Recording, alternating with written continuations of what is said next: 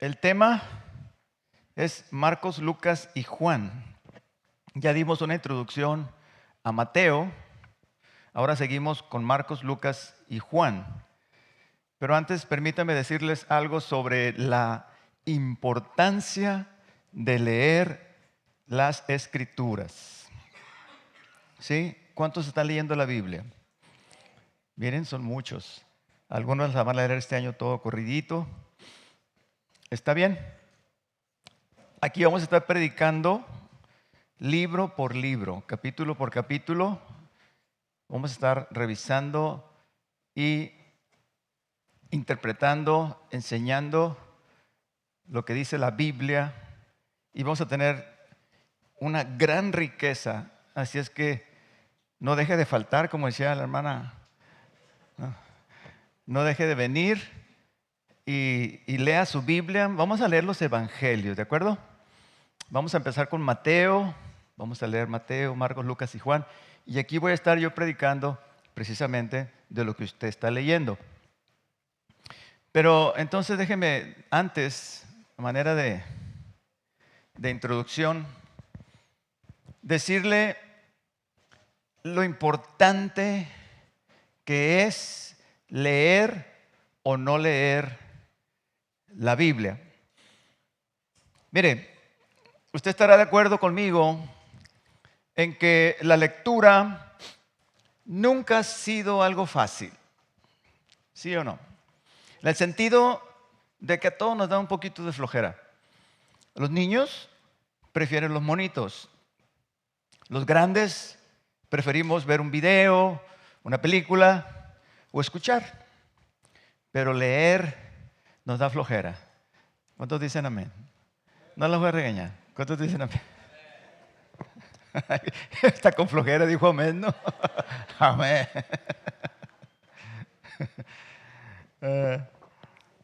Pero, ¿sabe usted que todo esto es un plan demoníaco?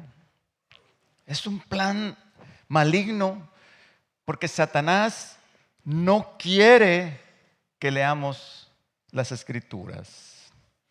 Él sabe que si leemos este libro, hermanos, conoceremos la verdad, ¿sí? Y la verdad nos hará libres. ¿Ven? De muchas cosas, pero principalmente del engaño y de la ignorancia. Mucha gente está siendo engañada y muchos viven en ignorancia. La ignorancia de la palabra de Dios, hermanos, nos lleva a nosotros los cristianos a ser cristianos mundanos. ¿Qué quiere decir esto? Que somos cristianos, pero vivimos conforme al mundo. Hacemos y practicamos muchas cosas de las que practica el mundo, creyendo que estamos bien. Esto no es malo, o esto no me hace daño, etcétera, etcétera. Y estamos viviendo vidas que no le agradan al Señor. ¿Y sabe quién paga la factura? ¿Sabe quién paga la factura? Los hijos. Los hijos. El mundo está muy atractivo para nuestros hijos, hermanos. Muy atractivo para los jóvenes. Me acaban de contar una fiesta de 15 años. 15 años. ¿Cuántos se acuerdan de su fiestecita de 15 años? ¿Se acuerdan de su vestidito? Y el Sergio, ¿para qué habla Sergio? Sergio andaba en los 15 años, pero buscando novia. Todo tierra blanca ahí, todo tierra blanca. Sergio cantaba y Víctor tocaba la guitarra, un primo mío. Esas eran las fiestecitas de 15 años en las casas. Hermanos, hoy, y esto es real, esto sucedió, no estoy inventando, esto es algo que sucedió y sucede y es parte de ella. Gran salón, lleno de pantallas gigantes, a todo alrededor, con música de reggaetón y mujeres bailando indecentemente y vestidas casi desnudas. por todos lados. Esto es lo que tus niños de 15, 14 años están mirando. Y obvio, licor, alcohol. Esto es lo que tus hijos se están enfrentando, hermanos. Súmale amigos, amigas, redes sociales. ¿Usted cree? Nuestros jóvenes por eso no quieren venir a la iglesia. ¿Sí? Y si vienen, a lo mejor aquí están a fuerzas, pero es que no la tienen fácil, hermanos. Mire, si no oramos y ayunamos por ellos, nos las vamos a ver mal, porque la guerra está dura. No es, ay, yo declaro que mis hijos, no, tu casa y yo, no, tienes que orar, tienes que pagar un precio, tienes que doblar rodilla y tienes que meterte con Dios por tu hijo, ¿sí? Joseph, que gracias a Dios ahorita él es un ministro del Señor, pasó esa etapa. Tenía 14 años, 13 años, 14 años y él se iba con sus primos más grandes. Y un día nos llevó con el pelo rojo, así, con spray, no sé qué. Y era punkero, tocaba la batería, tenía un grupo que se llama Esponja, muy famoso. Después supe que era la gran cosa aquí en Culiacán. Y yo ni sabía, el hijo del pastor. Era conocido como el mejor baterista de aquí de la región, de los punkeros, ¿no? Y rebelde. Y nosotros, hermanos, no hallábamos qué hacer con él. Lo cambié de colegio, lo cambié de profesor, etcétera, etcétera. Y dijimos mi esposa y yo, tenemos que meternos en una guerra espiritual. Nos metimos en un ayuno de 40 días, hermanos. Todos los días ayunábamos por él. Ayunábamos y orábamos todos los días por 40 días. No digo yo que esto es una receta. Esto lo hicimos nosotros, pero usted sabe lo que tiene que hacer. A lo mejor va a tener que ayunar 80, ¿no? Pero eso ya es cuestión suya. Es cuestión suya. La cosa es que al terminar el ayuno, hermanos, así como con la mano, surgió una oportunidad de irse a Estados Unidos a terminar la prepa. ¿Por qué no lo mandamos allá con mi hermana? Dice ella, y que termine la prepa. Perfecto, lo mandamos y resulta que en la iglesia donde se congrega su hermana, el pastor lo quiere mucho. De chiquitito el Joseph se lo echó a la bolsa porque una vez venía el pastor y en su cumpleaños del pastor y Joseph chiquito la pulguita le dijo, pastor, le quiero dar una palabra. Y ya le dijo, ¿no? Y le dio una palabra y de ahí se lo echó a la bolsa. Con el tiempo Joseph creció y el pastor se lo empezó a llevar. El pastor es un predicador muy solicitado a nivel mundial en la apostólica. Y se llevaba a Joseph a Colombia, Argentina, y Joseph cantaba antes de la predicación y bajaba la presencia. Una vez cantó en un aniversario de todos los obispos, cantó Cara a Cara. ¿Se acuerdan ese canto que dice, cuando esté contigo, Señor, cara a cara? Estaban los viejillos derretidos alabando al Señor. Y eso hizo que mi hijo cambiara. Sí, la amistad con ese pastor, haberlo mandado, hermanos, de ahí para acá, toda su historia. Pero nos costó meternos con Dios. Si tú no luchas por tu hijo, si tú no sabes con quién se junta tu hijo, qué hace tu hijo, a qué hora llega tu hijo lo estás entregando, perdóname, pero en las manos de no sé quién. Sí sé quién, pero no te lo quiero decir. Ya le dijo la mamá. Entonces, amados hermanos, esto es importante. Esto es importante. Servir al Señor con todo el corazón y conocer la Escritura. Porque tu hijo te va a preguntar, mamá, ¿y esto por qué es malo? Mamá, ¿y esto por qué no? ¿Esto por qué sí? Etcétera. O simplemente tú vas a hacer cosas que según son buenas y están ofendiendo al Señor. Por ejemplo,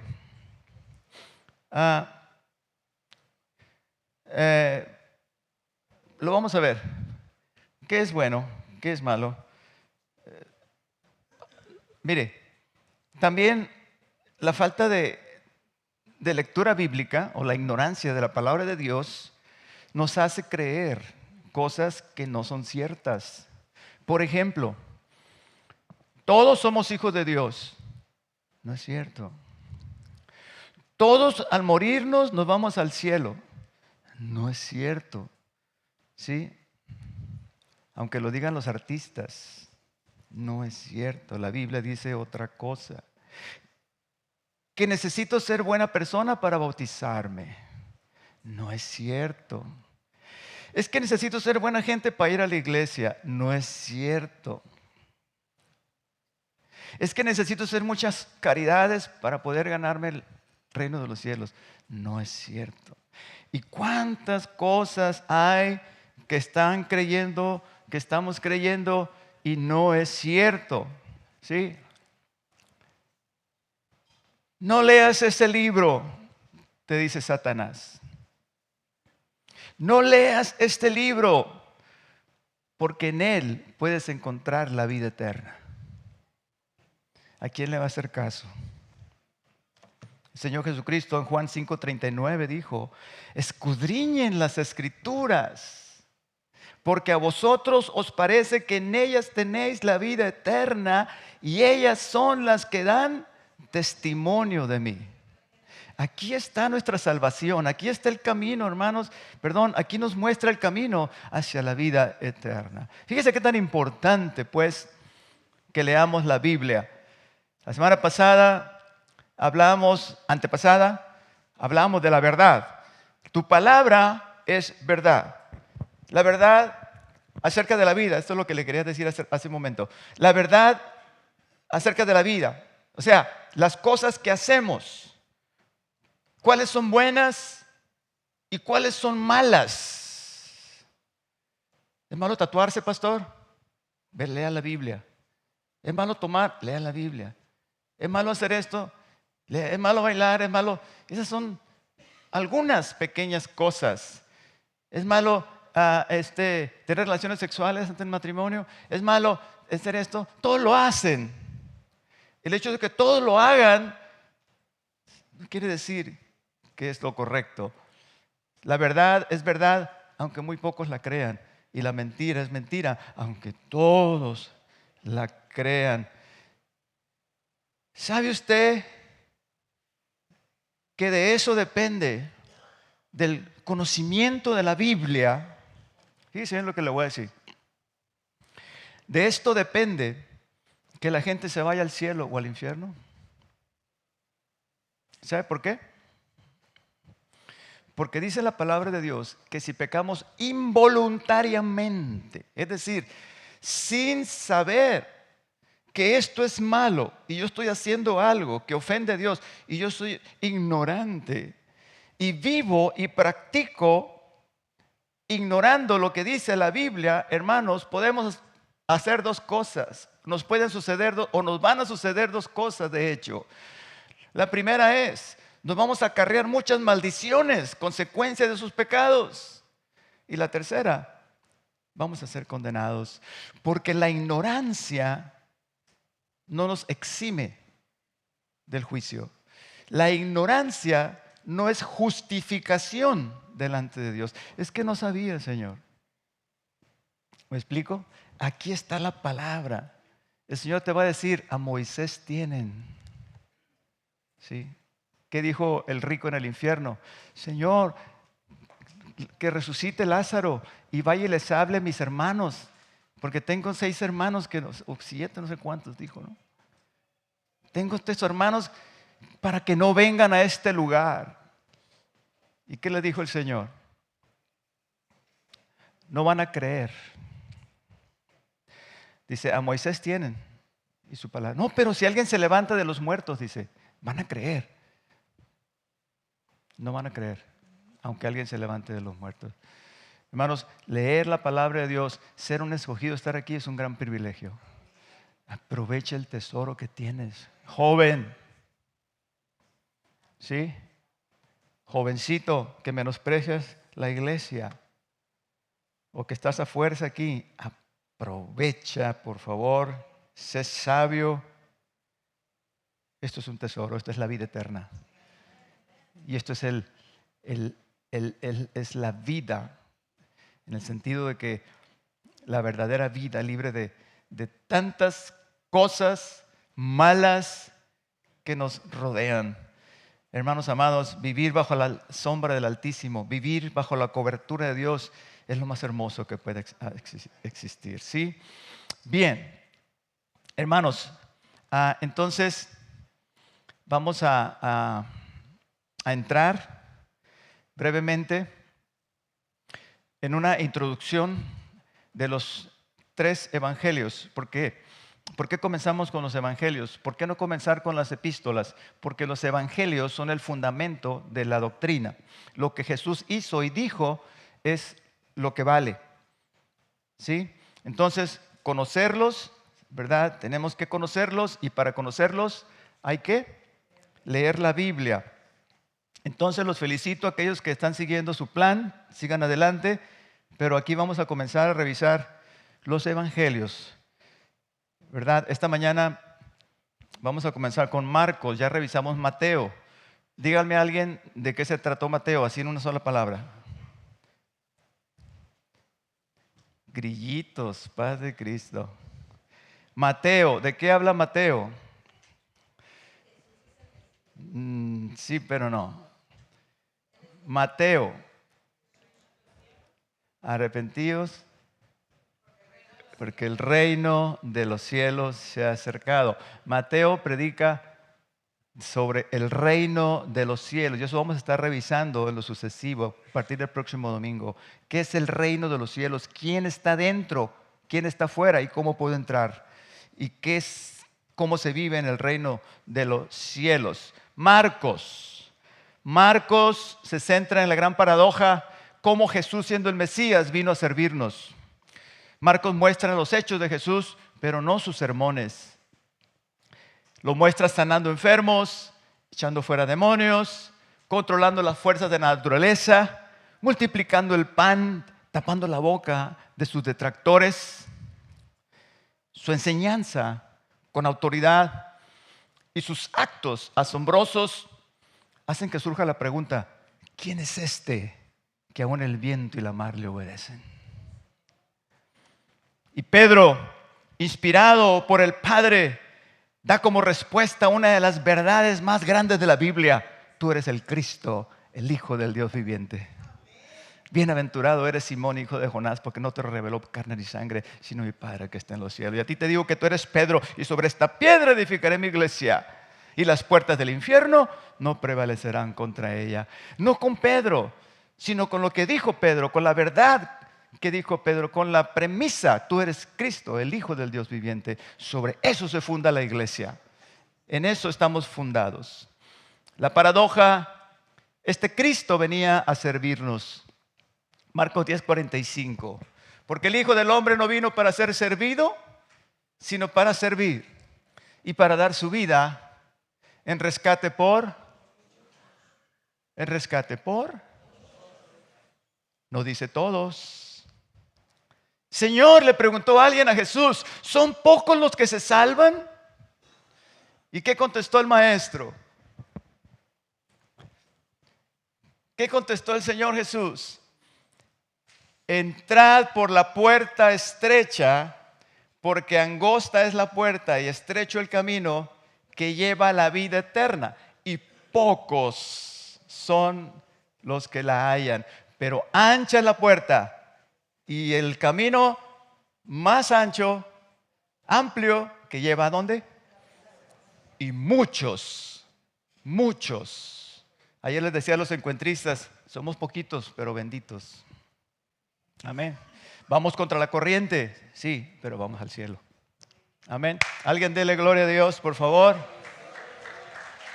Gracias.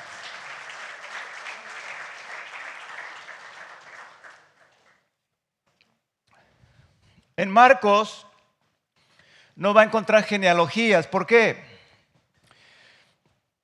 Porque Marcos no escribe a los judíos, escribe a los gentiles. Ay, pastor, ¿y eso qué importa? No, mi hermano, mire, qué tan importante es saber a quién va dirigida la carta. A quién va dirigida, ¿verdad? Porque ahí vamos a entender muchas cosas. Por ejemplo, ¿sabe usted por qué usamos velo?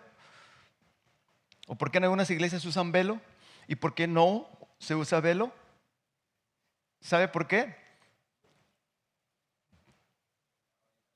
Porque no sabemos en qué contexto se dio y a quién estuvo dirigida esa enseñanza. Entonces se dan cuenta cómo ignorar a quién va dirigida la carta, ¿sí? Podemos no entender muchos conceptos y al contrario, sabiendo, como voy a saber que Marcos escribe a los gentiles, voy a saber que Mateo escribe a los judíos, voy a saber que Lucas escribe a Teófilo, un griego, voy a saber que Juan escribe a los griegos y voy a tener una idea, ¿sí? Por qué Juan usa la palabra logos. Entonces es importante ese dato. Vamos ahora con Lucas. Lucas escribe a Teófilo. Teófilo es un alto funcionario griego convertido. El propósito de Lucas es presentar al Señor Jesucristo, fíjese muy bien, tome nota, subraye, como el Hijo del Hombre. Ya tenemos a Jesús como rey, Mateo, lo tenemos como siervo en Marcos, ahora como el Hijo del Hombre. ¿Qué quiere decir esto? ¿O qué importancia tiene? Suena muy bonito, pero ¿qué quiere decir que Jesús es el Hijo del Hombre? Alguien dijo, es que Jesús le pertenece a toda la humanidad, era hijo de todos. Nada que ver, nada que ver. Lucas muestra a nuestro Señor, escuche esto, como el hombre perfecto que viene a salvar a hombres imperfectos. Alguien diga gloria a Dios, por favor. Como que el fuerte salvando a los débiles.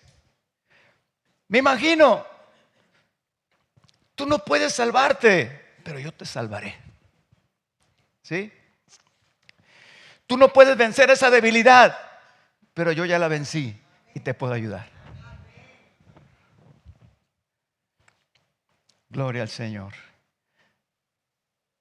El hombre perfecto ayudando a hombres imperfectos. La única manera, mis hermanos y amigos, en que los hombres pudiéramos ser salvos era que otro hombre muriera por nosotros. La cosa es que ese hombre tenía que ser perfecto, inocente, puro y sin defecto. Y busqué, dice Juan, y no encontré.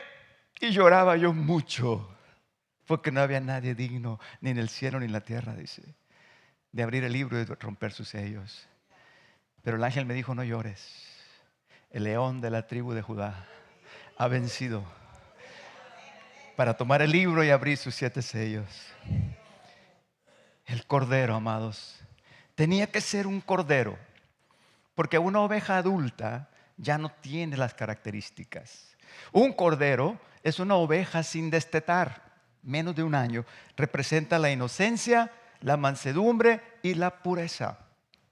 Había 2 animales más para los holocaustos, una vaquilla roja, un macho cabrío. Ninguno podía representar el carácter de Cristo, solo el cordero. Juan no dijo, he aquí la vaquilla de Dios. No dijo, he aquí el carnero de Dios. No, él dijo, he aquí el cordero de Dios que quita el pecado del mundo. Tenía que ser un cordero. Solo él llenaba los requisitos de inocencia, de pureza. El hombre perfecto. Jesús era Dios, pero también era hombre. No mitad Dios, no mitad hombre, como algunos creían en el principio de la iglesia. Era totalmente Dios y totalmente hombre. Jesús traía los genes de María, pero no los de José. Por eso era hijo del hombre, pero hijo de Dios, porque fue engendrado por el Espíritu Santo. Lucas 1:35. Respondió el ángel Gabriel y le dijo: el Espíritu Santo vendrá sobre ti y el poder del Altísimo te cubrirá con su sombra, por lo cual también el santo ser que nacerá será llamado Hijo de Dios. María tenía 16 años aproximadamente. ¿Qué salutación es esta? ¿Sí? Bendita tú entre las mujeres. ¿Por qué tenía que ser así? ¿Por qué tenía que ser un hombre? Porque el Mesías no solo venía a reinar, sino que venía a morir. Y esto es lo que los judíos nunca han aceptado ni aceptan hasta la fecha. Ellos niegan, ellos rechazan a Jesús. Dicen: ¿cómo es posible que el Mesías se haya dejado matar? Y no lo pueden entender porque dice San Pablo que están cegados. No pueden entender, no lo van a entender hasta que lo vean venir en gloria. Y dice la palabra que van a lamentar como se llora a un hijo. ¿Dónde te hicieron esas heridas? En casa de mis amigos. Y lamentarán. ¿Por qué el Mesías tenía que morir? Para redimirnos, hermanos. Morir por el pecado del mundo. Y es aquí precisamente en el Evangelio de Lucas, donde Lucas habla del hombre, donde se menciona por primera vez en el Nuevo Testamento la palabra redimido. En el capítulo 1, verso 68, dice el evangelista: bendito el Señor Dios de Israel, que ha visitado y redimido a su pueblo, y nos levantó un poderoso Salvador en la casa de David, su siervo. Lucas enfatiza mucho la humanidad de Cristo. Por ejemplo, es el que más habla de su nacimiento y cómo nos dice que el niño estaba sujeto a sus padres. Jesús fue un hijo obediente, hermanos. Fue un joven trabajador, responsable. Se cree que José murió joven y Jesús tomó el taller y Jesús trabajaba para mantener a sus hermanos. Y dice que él desde niño estaba sujeto a ellos. Lucas 2, 51. También el Señor como hombre experimentó, mis amados, las emociones que usted y que yo experimentamos. Lucas 10, 21. En aquella misma hora Jesús se regocijó, sintió gozo, sintió alegría. Yo creo que pegó un gritito: ¡ajúa! Ese me lo eché yo, pero es muy probable, ¿no? Dice que se regocijó en el Espíritu. También sintió tristeza. Lucas 19, 41. Cuando llegó cerca de la ciudad, al verla, dice, lloró sobre ella. El Señor vio lo que Tito Vespasiano haría 70 años después. Vio correr la sangre. Dice el historiador Josefo que la sangre corría como ríos en la destrucción de Jerusalén. El Señor lo vio. Dijo: Jerusalén, Jerusalén, ¿cuántas veces quise juntar tus hijos como la gallina junta sus pollitos, pero no quisiste? Por tanto serás hollada, pisoteada por los gentiles. De cierto les digo que no quedará ni piedra sobre piedra que no sea derribada. 70 años después se cumplió la palabra del Señor. El Señor sintió mucha tristeza en ese momento. Hermanos queridos, Jesús nos entiende, porque Él fue hombre como nosotros. Y no solamente nos entiende, sino que se compadece de nosotros, porque Él sintió lo mismo. Tristeza, Él la sintió. Angustia, Él la sintió. Desesperación, dígame más. Duda, Él la sintió. Temor, Él lo sintió. Dolor, temor, miedo, Él lo sintió. Él vivió 30 años, hermanos. 30 años. ¿Quién tiene 30 años aquí? ¿Giovanni? Más o menos. 30 años el Señor vivió como un hombre común. El Señor estudió 30 años en la Universidad de la Vida. y ejerció 3.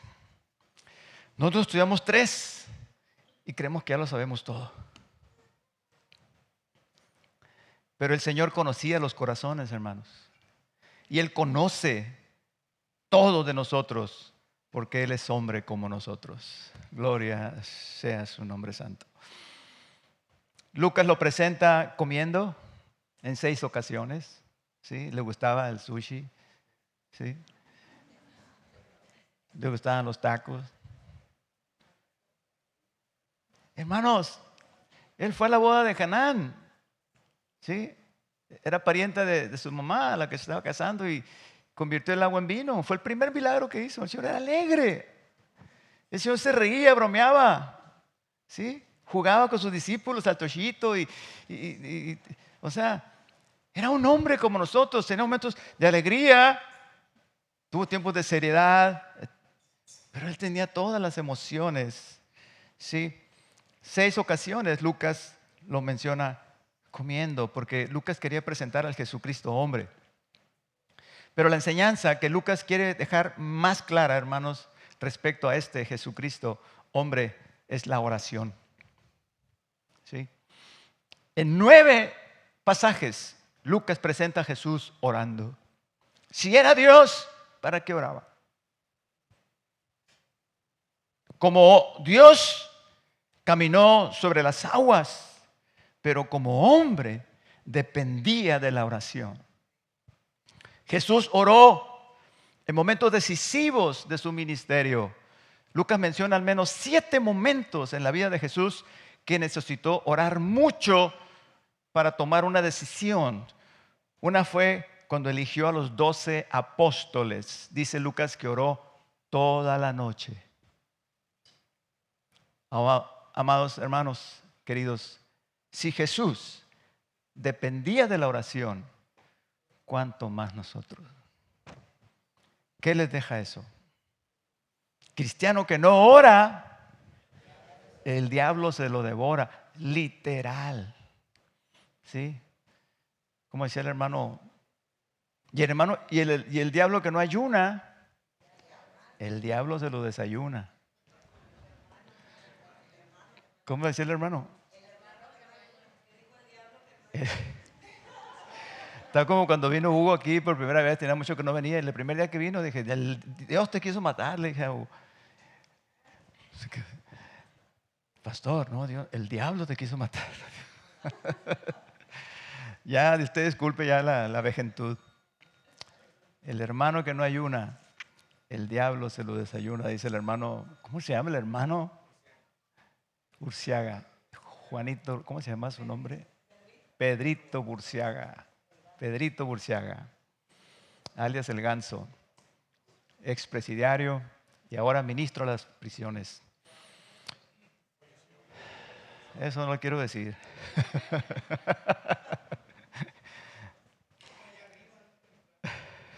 Ya, él ya venció. El Señor oraba. ¿Y nosotros? Si Él siendo Dios. Pero Él sabía, mis hermanos, que sin el poder y la ayuda del Espíritu Santo, Él no era nada más que un simple hombre. ¿Sí? Cuando Él se enfrentó a Satanás, la primera vez, lo hizo después de su bautismo, cuando fue lleno del Espíritu Santo y fue al desierto, y en el poder del Espíritu Santo fue que enfrentó a Satanás. Antes no se menciona que Jesús haya enfrentado a Satanás. Jesús dependía de la oración y del poder del Espíritu Santo. Y ahora Él es el que bautiza con Espíritu Santo y fuego. Gloria a su santo nombre. Él ya venció. Dice, conviene que yo me vaya para que el Espíritu Santo pueda venir.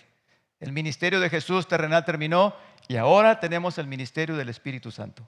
Es el que está convirtiendo los corazones, el que nos está ayudando, hermanos, ahora a nosotros para que la iglesia se complete. ¿Sí? Y entonces Jesús pueda venir y llevarse a su iglesia. ¿Cuántos son parte de su iglesia? No se salga, porque Cristo no viene por llaneros solitarios. Cristo viene por un cuerpo, por la iglesia. Finalmente, ¿cuántos dicen gloria a Dios? Otra vez, por favor. Den tiempo de tomar un cafecito. Otra vez. No se cree. Pueblo, alabe al Señor. Todo lo que respira, dice, alabe a Jehová. ¿Cuántos tienen aliento? Alabe a Jehová. Aleluya. Dele toda la gloria y toda la honra. Nunca se canse de alabarlo. Porque Él es digno de toda suprema alabanza. Él es digno de que le alabemos en mañana, tarde y noche. Dice el salmista, aún sobre sus camas canten. Gloria sea el nombre de Dios. Bendito seas. Finalmente, vamos con el Evangelio de Juan. Los teólogos llaman a este Evangelio la joya de la corona. También dicen que Juan es a la vez carne y leche. ¿Por qué? Porque es profundo, pero a la vez es muy sencillo de entender, muy fácil de entender. De hecho, se recomienda esto a los nuevos convertidos que comiencen por el Evangelio de Juan. Juan ya conoce y ha leído los 13 evangelios. Juan tenía más de 100 años, hermanos, cuando murió. Y cuando escribió su evangelio fue en los últimos años de su vida. Entonces él ya había visto muchas cosas. Por eso dijo, a lo suyo vino y los suyos no le recibieron. O sea, en tiempo pasado. Y lo que hace el apóstol Juan es una selección, fíjese, muy interesante. Es una selección de eventos para sacar una enseñanza. Por ejemplo, la sanidad del ciego de nacimiento muestra que todos nosotros nacemos incapaces, hermanos, de ver las cosas espirituales. Usted háblele a un compadre, ¿sí? Háblele a un amigo, no le va a entender ni papa. ¿Sí?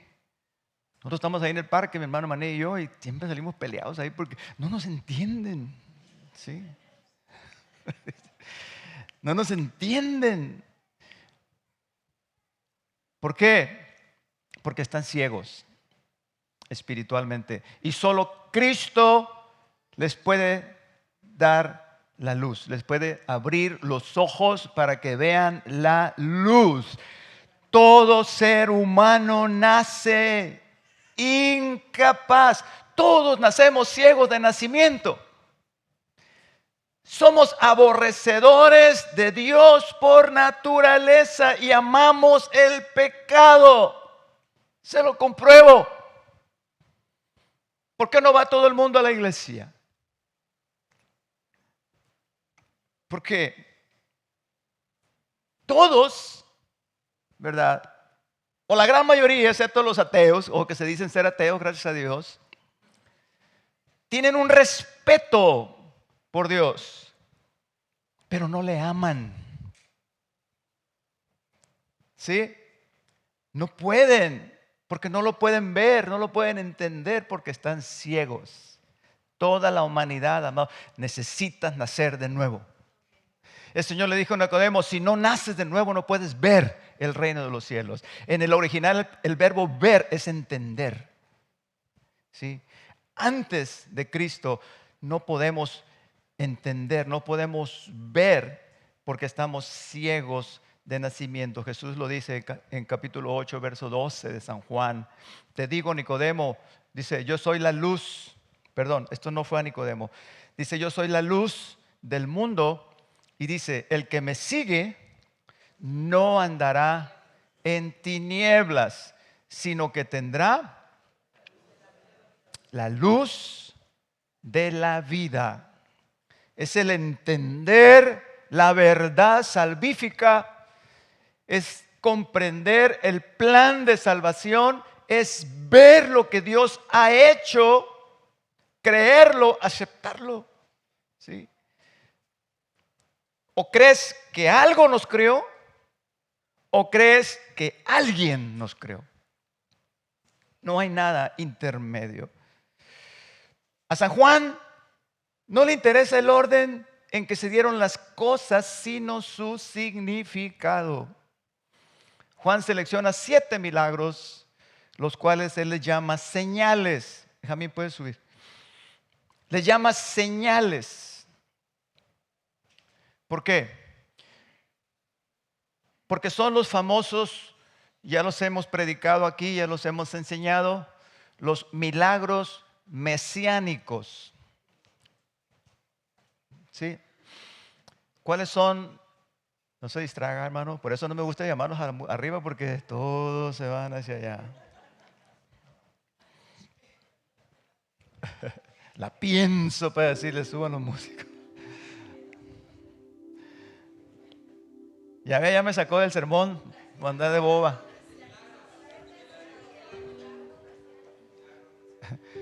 Juan no le llama milagros, Juan le llama señales. Y son 7 milagros, 7 señales, que son los famosos milagros mesiánicos. ¿Por qué? Porque solo el Mesías los iba a poder hacer. ¿Sí? Solamente. Y los fariseos sabían esto. Y los fariseos esperaban al Mesías y ver esas señales. Por eso cuando Jesús sanó al leproso, iban y le preguntaban, ¿eres tú el que había de venir? Cuando miraban que sanó al ciego, al mudo, al sordo, porque ellos decían, ah, caray, eso solamente lo hace el Mesías. Cuando resucitó muertos, ah, caray, eso solamente lo hace el Mesías. ¿Ok? Y Juan solamente selecciona estos 7, dice, pero se pudieron haber escrito muchos más, pero se escribieron estos como señal para que creáis que Jesús es el Mesías. Juan 20:30, rápidamente, hizo además Jesús muchas otras señales en presencia de sus discípulos, las cuales no están escritas en este evangelio, pero estas se han escrito para que crean que Jesús es el Cristo, el Hijo de Dios, y para que creyendo tengáis vida en su nombre. Ese es el objetivo del evangelio de Juan, que tú entiendas quién es Cristo y que tú puedas encontrar la vida eterna en Él. Finalmente, ahora sí, finalmente, Juan escribe a los griegos. Por eso, él habla del logos, el verbo. Dice la Biblia, porque los judíos piden señales y los griegos buscan sabiduría.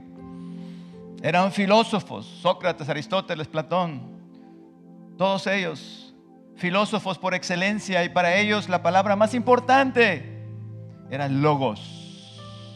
Era una palabra clave, era la palabra por la cual fueron hechas todas las cosas. Logos se traduce como verbo. Juan les dice, en el principio era el logos, y el logos era con Dios, y el logos era Dios. Este era en el principio con Dios, y todas las cosas por Él fueron hechas, y sin Él nada de lo que ha sido hecho fue hecho. Y les dice, el logos vino a este mundo. En el mundo estaba, y el mundo por Él fue hecho, pero el mundo no le conoció. A lo suyo vino, y los suyos no le recibieron, mas a todos los que le recibieron, a los que creen en su nombre, les dio poder de ser hechos hijos de Dios. Aleluya. ¿Por qué no se pone de pie? Y nos alegramos y nos gozamos en nuestra salvación. Dios les bendiga a los que están mirando.